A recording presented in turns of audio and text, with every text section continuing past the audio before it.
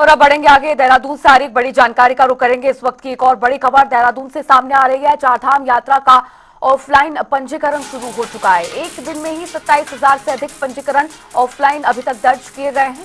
चारधाम यात्रा में कुल पंजीकरण का आंकड़ा 31 लाख को पार कर चुका है।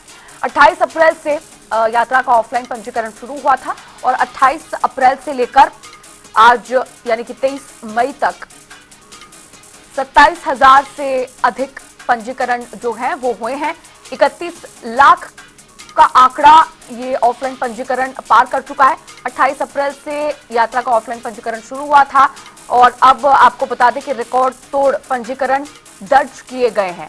एक ही दिन में 27,000 से ज्यादा ऑफलाइन पंजीकरण रिकॉर्ड किए गए हैं चारधाम यात्रा के लिए और कुल पंजीकरण का आंकड़ा आपको बता रहे हैं 31 लाख के भी पार ये आंकड़ा पहुंच चुका है। लगभग एक महीना हो चुका है चारधाम यात्रा के लिए जो ऑफलाइन पंजीकरण की शुरुआत हुई थी उसको लेकर और लगभग इस एक महीने में 31 लाख से ज्यादा रजिस्ट्रेशन ऑफलाइन माध्यम से चारधाम यात्रा के लिए प्राप्त हुए हैं।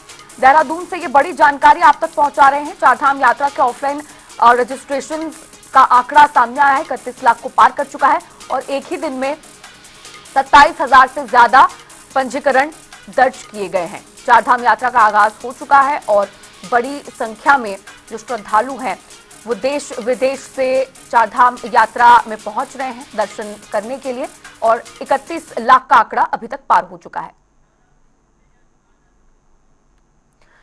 और यशराज आनंद हमारे संवाददाता देहरादून से जुड़ गए हैं फोन लाइन पर और भी ज्यादा जानकारी के साथ। यशराज, काफी ज्यादा जो है संख्या में श्रद्धालु चारधाम यात्रा के लिए पहुंच रहे हैं। ऑफलाइन रजिस्ट्रेशंस का जिक्र हम कर रहे हैं, 31 लाख का आंकड़ा अभी तक पार हो चुका है। बिल्कुल दिशा, मैं बताना चाह रहा हूँ कि उत्तराखंड की प्रमुख चारधाम यात्रा एक प्रमुख यात्रा है जिसमें सिर्फ उत्तराखंड के लोग ही नहीं बल्कि देश विदेश से लाखों की संख्या में श्रद्धालु यहाँ पर पहुंचते हैं और चारधाम यात्रा का दर्शन करते हैं। वहीं यदि चारधाम यात्रा की बात करें तो इसमें सबसे पहले गंगोत्री में दर्शन किया जाता है, उसके बाद यमुनोत्री, फिर केदारनाथ, फिर बद्रीनाथ धाम का दर्शन किया जाता है।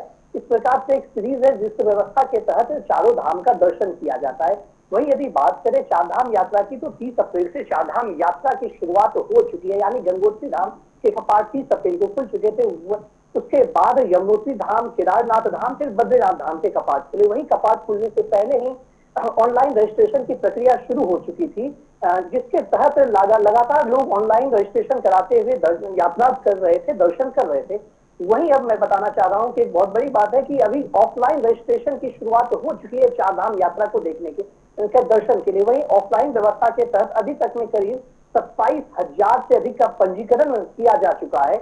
लेकिन यदि बात करें कि इसके बाद यदि बात करें मई और जून माह की, तो यात्रा के लिए ऑनलाइन पंजीकरण अभी उपलब्ध नहीं रहा, क्योंकि यात्रियों की संख्या, श्रद्धालुओं की संख्या इतनी ज्यादा बढ़ गई है कि अब ऑनलाइन पंजीकरण की अब की उपलब्धता नहीं रही।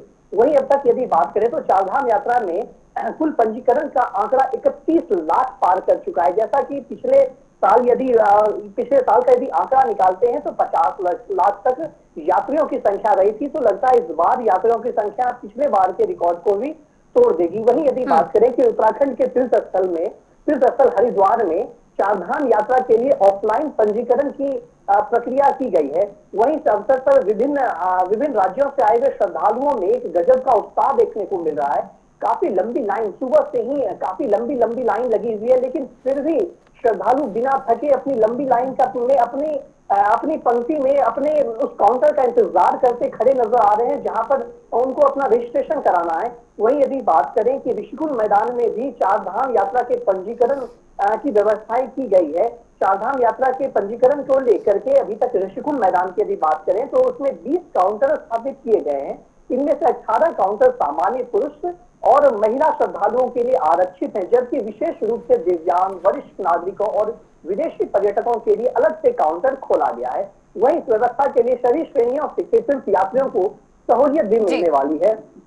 और यदि बात करें आगे इसमें बात करें तो इसके विषय में कि यदि बात करें हरिद्वार में जिलाधिकारी और हरिद्वार के एसएसपी लगातार काउंटर पर जा रहे हैं, लगातार जहां पर ऑफलाइन रजिस्ट्रेशन की प्रक्रिया शुरू हो गई है वहां पर जा रहे हैं और वहां की स्थिति का जायजा ले रहे हैं।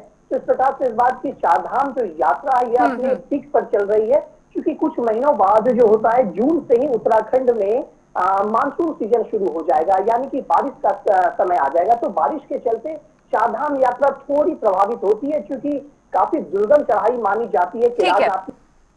ठीक है, चलिए बहुत शुक्रिया यशराज आनंद आपका जुड़ने के लिए और जानकारी साझा करने के लिए।